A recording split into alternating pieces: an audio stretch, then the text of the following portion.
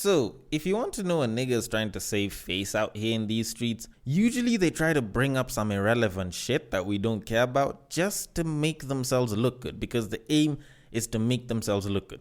Take, for example, when Will Smith was doing an interview with The Insider, and then he spoke about how apparently over the first month when he was dating with Jada, they were just drinking and having sex every single day, the entire day. And I'm just sitting back asking myself, why the fuck should I actually care about that? Like, that was like 20 years ago. Why is that important to me now, huh?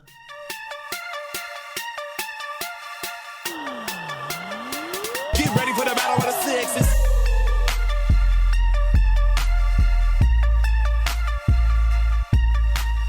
And I'm just gonna start this off by saying that I was wrong. I was actually wrong about this entire thing. You remember how when I was busy talking about how Jada was busy doing this as a clout chase to make her podcast and herself relevant again?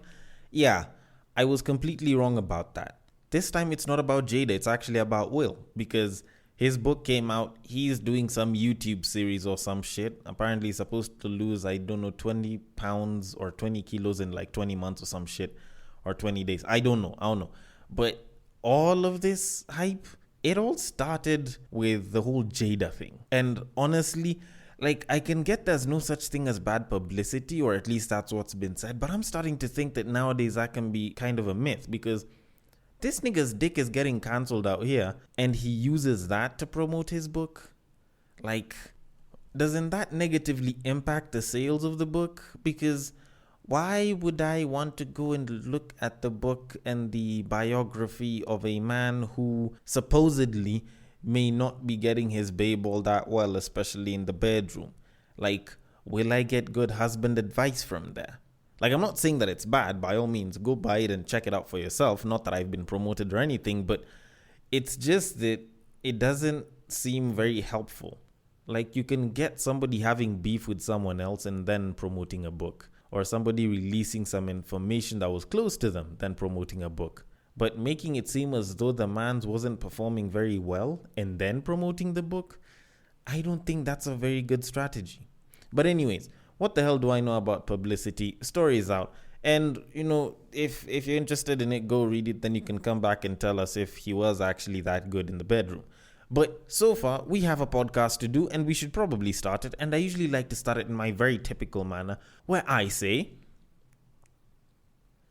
welcome to Breaktime on West Side, your number one Breaktime podcast, coming to you from Nairobi, Kenya. The man on the mic is a man who is very happy about his ability in the bedroom. 30 seconds to Mars, gone in 60 seconds. You all already know the drill. Good time, not a long time. He is a man who likes his women the same exact way he likes his yogurt. It is none other than your tall, dark, and mildly handsome man, Sir Denver B. The show is Battle of the Sexes, our weekly love, sex, and relationships show, where I get to talk about relationships. Somebody gets pissed. Usually I try to bring out something very, very weird in it, and at some point I have a conclusion.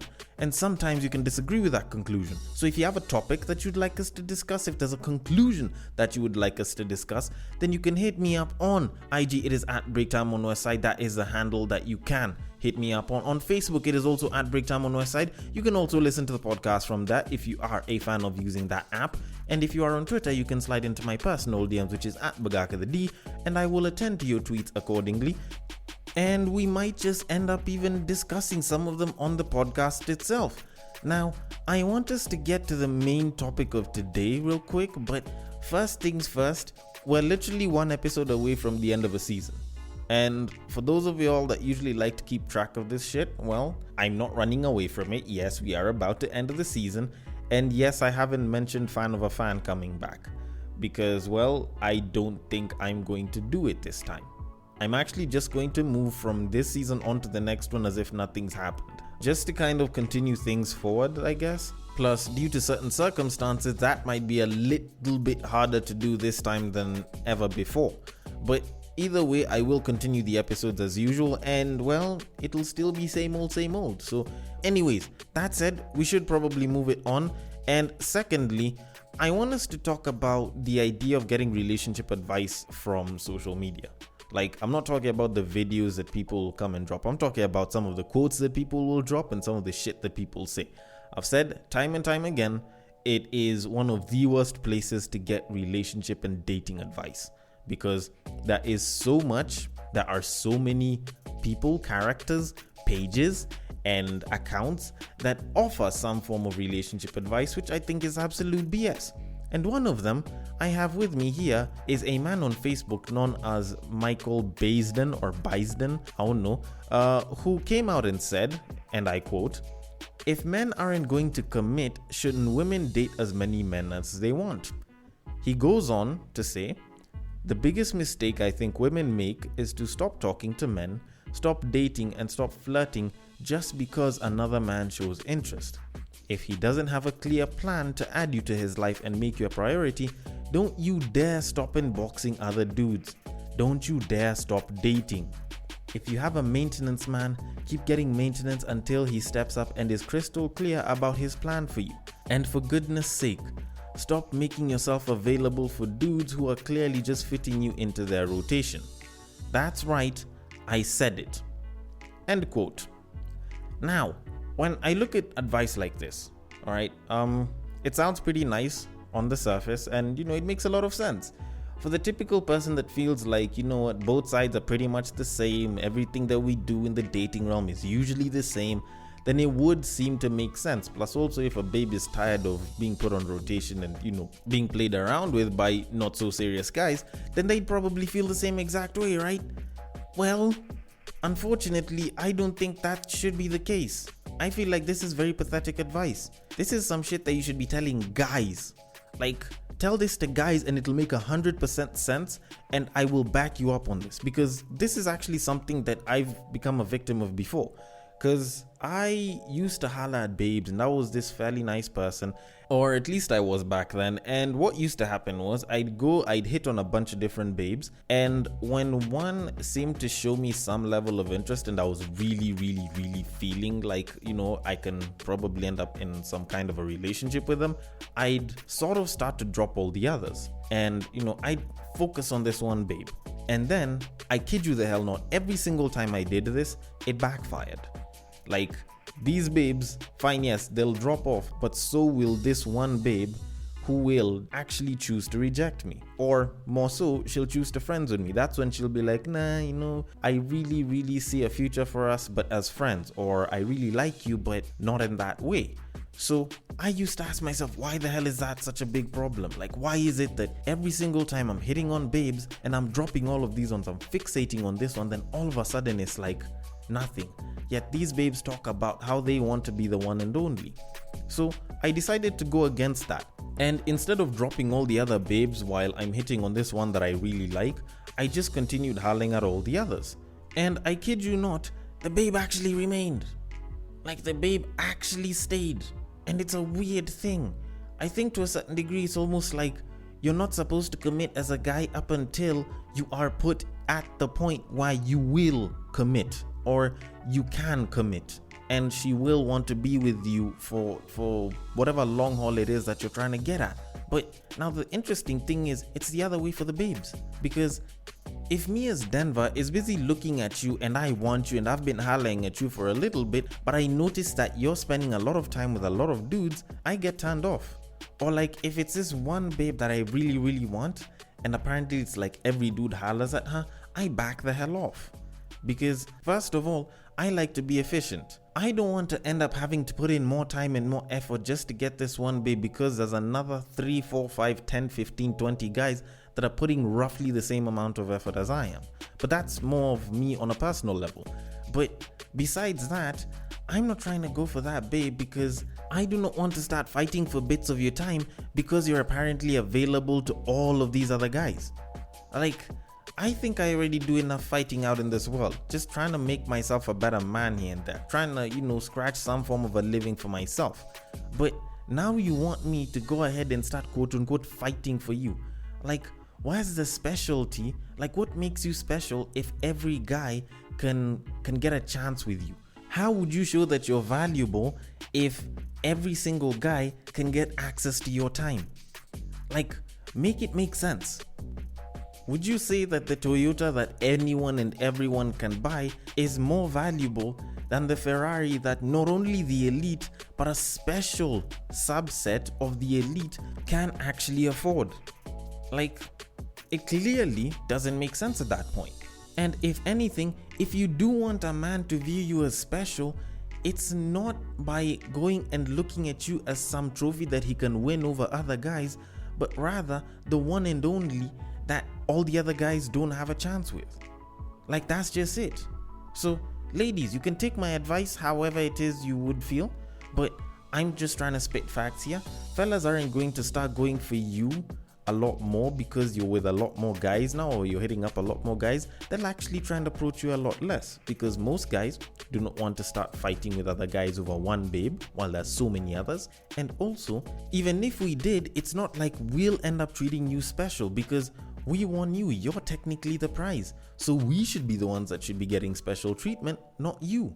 But that said, we should probably move it on. So on to our main topic of today. Now, last week, if you're on Kenyan social media, you probably got to hear the big news that the influencer and entrepreneur known as Michelle Ntalami has finally broken up with her girlfriend, or they, who just so happens to allegedly be McKenna Jerry. And she went ahead and she, in 3 very long posts, penned how she broke up with her because apparently there were issues of infidelity and quite a lot of mistrust and lying that happened, which ended up ruining the relationship.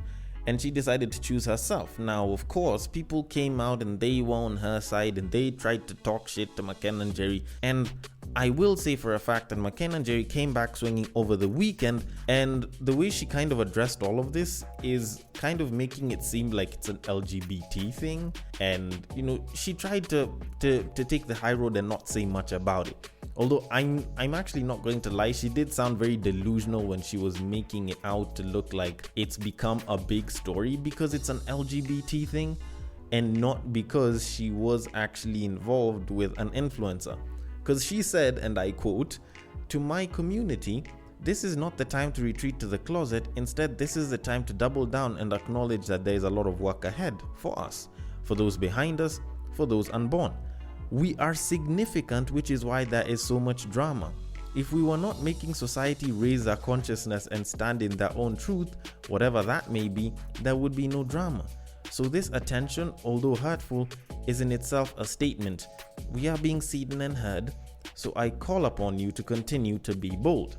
End quote. And honestly, this is a very deluded way to kind of just come back and say, hey, you know, it's not about the fact that I could have cheated, and it's not about the fact that I was dating somebody famous, it's because of the LGBT, which, let's be honest, isn't too far from what Will Smith is doing right now. Just trying to acknowledge the parts where you look good and trying to run away from the parts that are actually relevant to the entire story, which aren't making you look good, but you'd much rather ignore than actually try to explain. But that's actually not why I was coming onto this story. The part about this story that took my interest was last week, before her statement came out and everything, a lot of people were commenting on this whole thing. Hell, like, it was a trending topic on Twitter for I think the entirety of the week, from Monday to Friday.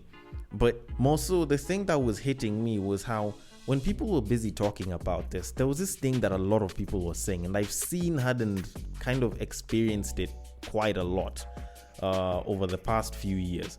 When you hear that this really fine, famous babe got dropped by her man, or in this case, her woman, then all of a sudden people are like, how could you dump such a person? Or if so-and-so is dumping this person, then clearly no one's safe out here. Or she's so beautiful, who would ever imagine trying to dump this babe? Or how could you ever cheat on such a person? If such a person can be cheated on, then clearly it's not safe out here for us. Like, I listened to people saying that so much, and it kind of drove me the wrong way, because when you actually think about it, it's like saying just because the babe is gorgeous, you must be faithful, which I think is absolute bullshit. And don't get me wrong, on this podcast I've said time and time again, I do not endorse cheating.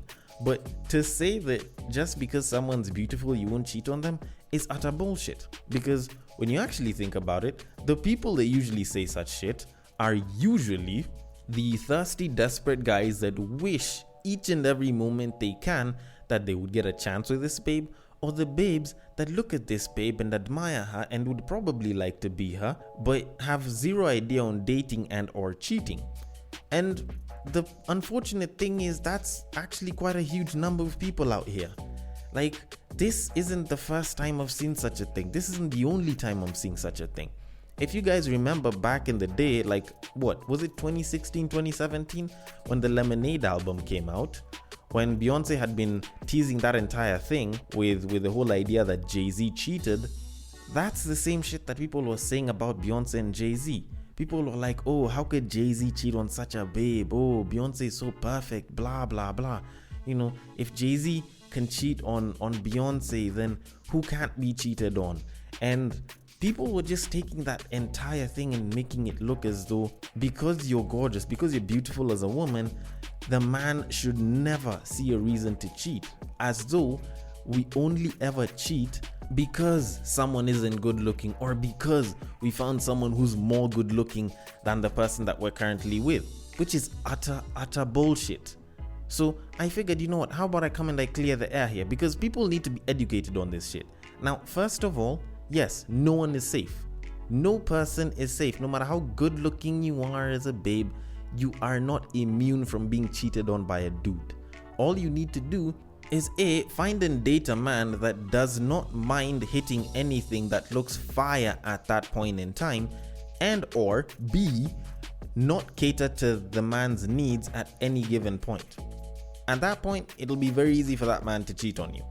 And also in this case, because, well, it was a babe, yes, a woman, to cheat on you. Actually, now that I think about it, McKen and Jerry is actually doing quite a lot of good for us niggas, because normally babes usually hear such stories and they're like, men usually think with our head down there. Yeah. Now I've got to think if she was thinking with her fingers at that point. Or nah, probably not the fingers, it was probably the tongue. Yeah, she was definitely thinking with her tongue. But anyways, that aside. Sorry, quick side note there. Yes, so you can be cheated on as a babe, no matter how gorgeous you look. A man can still cheat on you. And when you make it seem as though just because a babe is super fine and a guy shouldn't cheat because she's super fine, it kind of, one, puts pressure on the guy because he can be in an unhappy relationship. Hell, like, this guy can be trying to put his all into that relationship and the babe is nothing but trouble.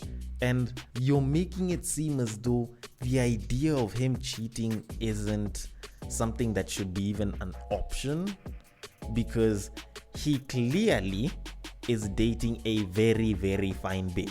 He is with a dime and he should be happy that he's with a dime. And honestly, that just feels like a scarcity mindset. Especially when you hear other guys talking about that shit. Like, the only guys that can actually resonate with what it is that I'm trying to say at this point are guys who've probably had that chance with a lot of fine babes, or probably have very close homies who've had their chances with very fine babes, because they understand the experience. They understand that just because she's fine does not mean that she'll be an amazing girlfriend. Like, yes, we like beauty and we prioritize beauty as men, but that's not the end all be all for us niggas. Hell, maybe she's pathetic in bed. Hell, maybe she don't respect me. Hell, maybe she's not a source of peace. Doesn't mean I have to keep her just because she's a dime. Like, that's some shit that I don't get, because guys don't cheat out of beauty. Like, we'll cheat because, one, probably there's a finer babe that has definitely given us a chance to hit, and two, because probably there's something in that relationship that we're not getting that someone else is offering out there that we are more than happy to actually take a swing at. And for you to understand that as a guy, you'd probably either need to have dated a very fine babe and gotten done with her, or you would have to have been in a position of getting a lot of babes such that you don't really care all that much. Because if you actually check with the babes, especially the ones who've switched between niggas of late, it's very, very common for them to do such shit, which is even more odd considering that some of them are like, how dare you drop such a fine babe? Shorty, like, you do the same exact bloody thing. Like, how many times are guys who will provide, who will protect, who will care for you and be all sweet and cuddly with you and buy you whatever it is that you want, go and get dropped for some guy that's just giving good dick? Like, how many times will you find broke guys getting dropped for guys who have money and don't even respect the babe. Like, that shit happens all the time with babes and it's considered normal. But when a guy suddenly starts to do that, it's like, how could you? How could you drop this very, very beautiful human being and yet she seems so sweet and beautiful and hardworking and smart and shit? And yet this is the same gender that has dropped very good, amazing, caring guys either because of dick or money or both. Like, let's not even play ourselves here. Babes do this all the time. I think guys do this quite a bit and they should be allowed to do this in peace.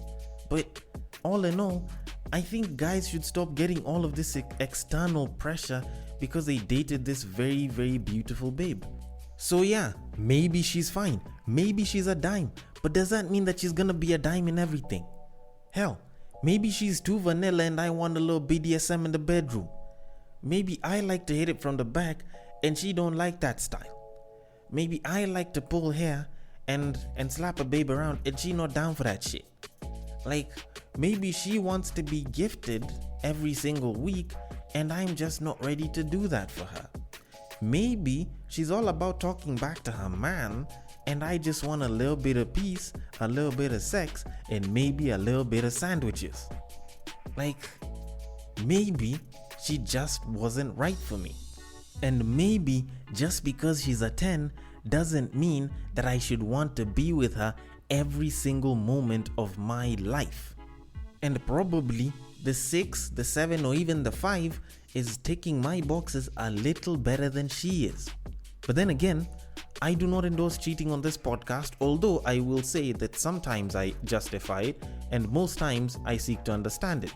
So I could be wrong about this entire thing. So I want your thoughts on this. The DMs are open. On IG, it is at Breaktime on Westside. On Facebook, it is also at Breaktime on Westside. And on Twitter, you can slide into my personal DMs, which is at Bagaka the D.